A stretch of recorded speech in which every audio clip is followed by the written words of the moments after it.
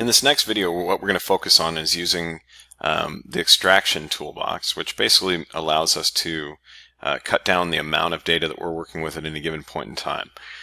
The key tool that we're going to use here is a tool called Clip.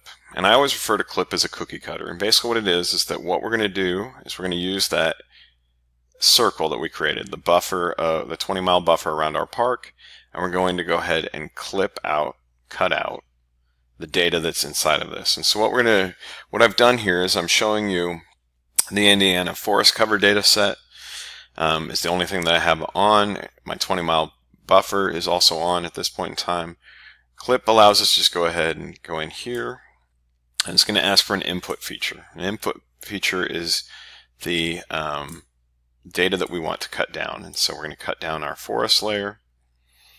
We're going to clip it using the 20-mile buffer boundary. We're going to tell it what we want to name it, which is I'm going to call this Shades Buffer, and I'm going to call it Forest Cover.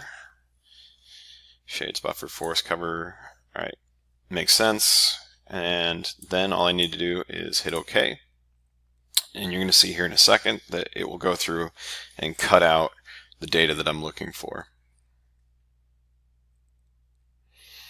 There's two other layers that I'd like you to go ahead and cut out at this stage. I'd like you to go ahead and cut out the waterways layer, the Indiana rivers layer, and the populated places layer.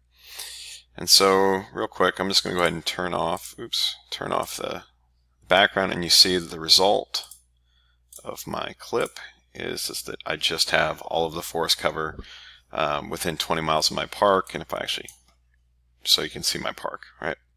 So that's the data I have available. I'm going to go ahead and leave it to you to go ahead and run the clip 2 more times so that you get the Indiana waterways and the populated places, and we'll pick up again after that.